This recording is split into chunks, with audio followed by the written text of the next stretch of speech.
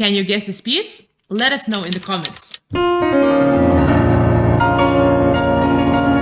Hi guys, welcome back to PianoBuffs 24 Days Scales Challenge. We are about to practice B flat minor, which is a parallel key of D flat major, a key which we just covered yesterday. Today we are about to practice playing harmonic and melodic scale in the parallel and contrary motions, tonic arpeggios, and I will introduce some jazz chords from B flat. To begin with, we need to get familiar with how B flat minor looks like. So this is our tonic chord, and of course we are using B flat, D flat, and F natural. In minor scales, we always use either harmonic mode or melodic mode. In the harmonic scale, we will actually alter A flat, and it will become A natural. And then in the melodic scale, from G flat to G natural, and then A flat to natural A. And it will look like this. And then on the way back, we will actually play this naturally. So to get comfortable with this scale, let's play it in 4 octaves using the harmonic mode.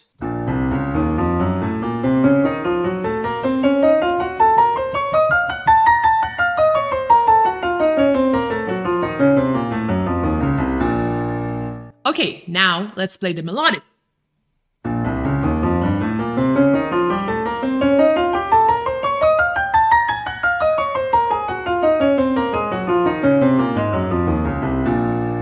When I practice the melodic mode, I noticed that it's quite complicated. This is why I immediately would like to introduce a rhythmical exercise. We will play this scale using the interval of tenths, and we will put an accent on every second note.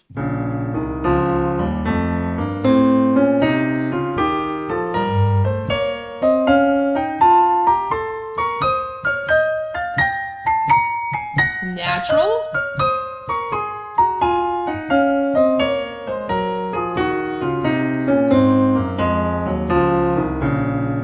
The real complication begins when we do the contrary motion.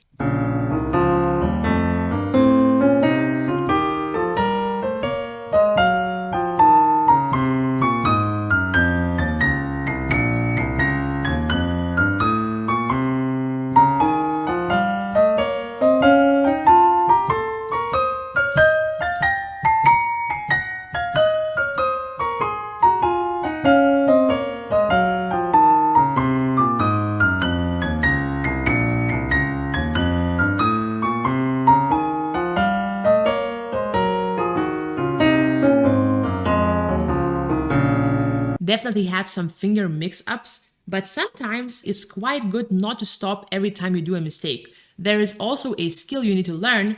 Once you do a mistake, you just move on and you try to learn how to move on from the mistake. Let's use another rhythmical exercise. Let's play this in triplets.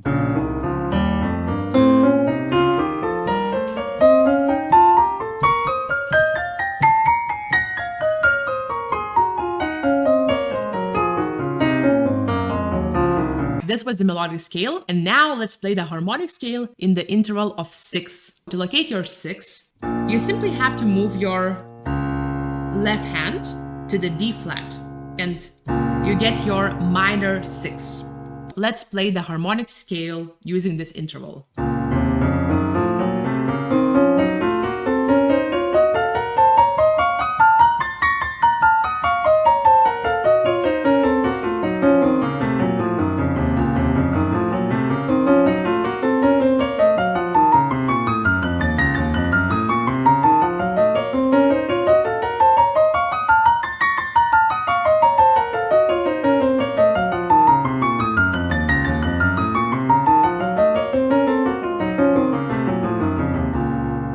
So if you want to check where you stand at playing scales, you can always try to play the scale faster. And in order to play faster, you will have to be very close to the keyboard and focus on playing legato. Try to connect every single note and really stay close to the keyboard.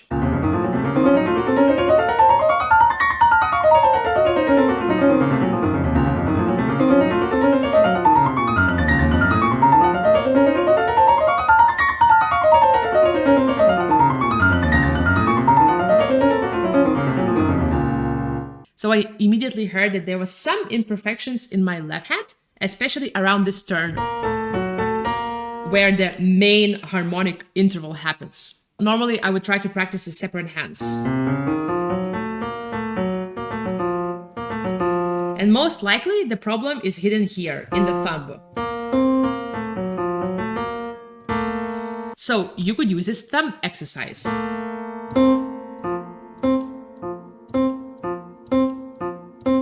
And then play a couple of times like this.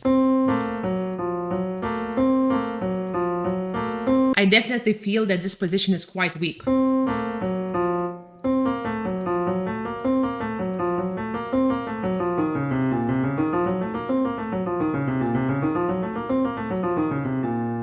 Remember that separate hands practice is one of the best things to improve your technique. To learn how to relax and give all your weight to the keyboard, we can always play some chords. So chords are a perfect way to learn how to activate your fingers, but also at the same time to relax your back. So you always want to feel very, very free while playing chords.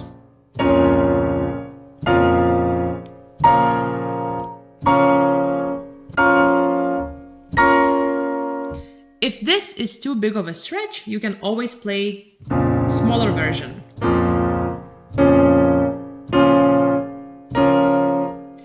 Or you could use another fingering, avoiding your fifth finger. If you're able to play a full chord, you can always use this exercise.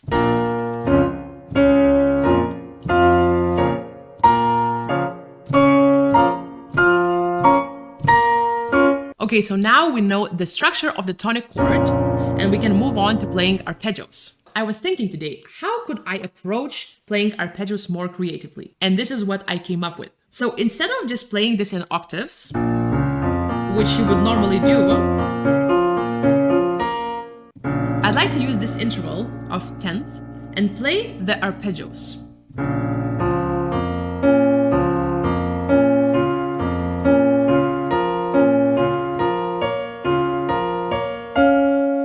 This will actually help you to play two different chords at the same time. So you are playing the tonic and then the first inversion at the same time. Of course, this will feel more difficult than playing exactly the same in both hands like that. But it adds more excitement. And most importantly, when you play it like this, you really need to listen to what you're doing so both of your hands are moving together.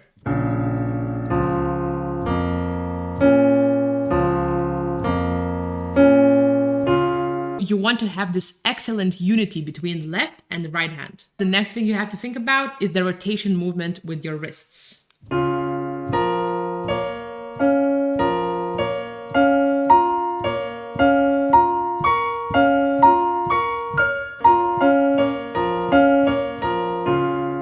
The next step could be to play this in the interval of 6. And in this case, you would move your left hand.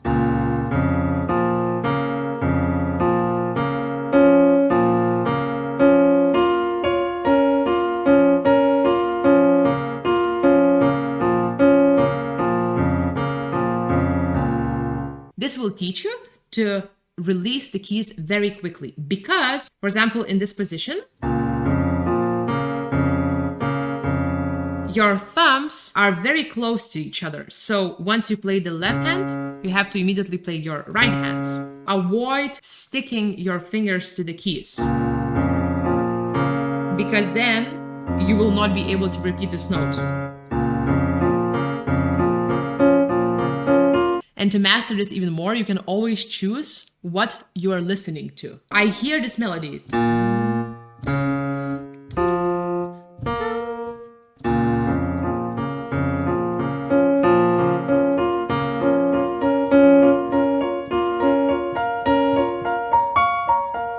Now the top voice.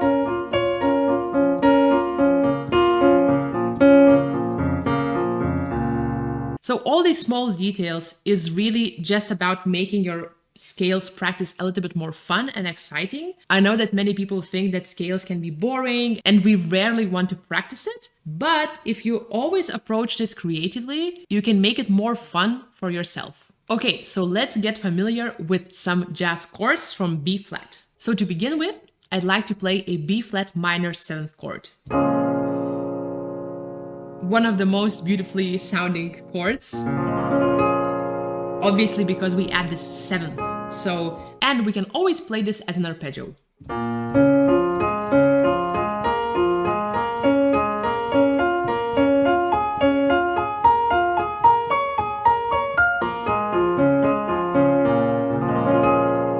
What you're learning here is, again, your inversions. Very often in jazz improvisation, you will most likely use the inversion of the chord, not simply the root position, because your root will be most likely played by a bass player. We can always play this in a broken chord.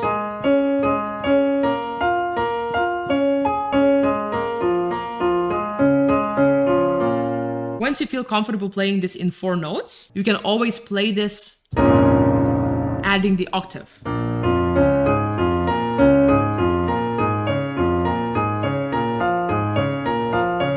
You got the idea. Let's move on to playing B flat major 7th. So, in our B flat major 7th, we use a major chord, which is B flat D natural, F natural, and then we add a major 7th. Let's play this adding the octave.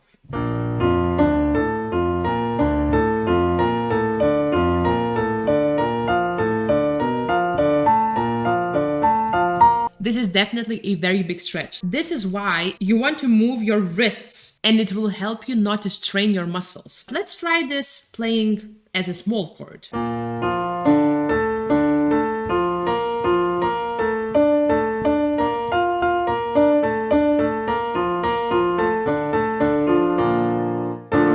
So I really like this inversion, but I also like to use this. So if you practice these arpeggios, you are basically learning these inversions. Now we will play B flat 7th, which is a dominant chord, and it will definitely feel more familiar. Our dominant chord consists of major triad plus minor 7th. And let's play this in broken arpeggios.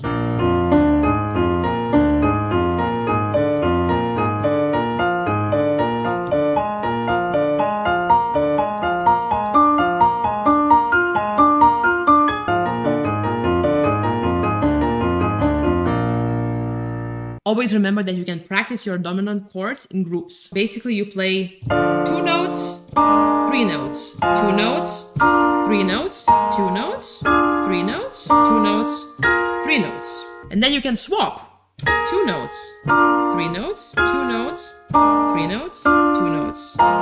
And to finish today's practice, we will play a diminished chord from B flat.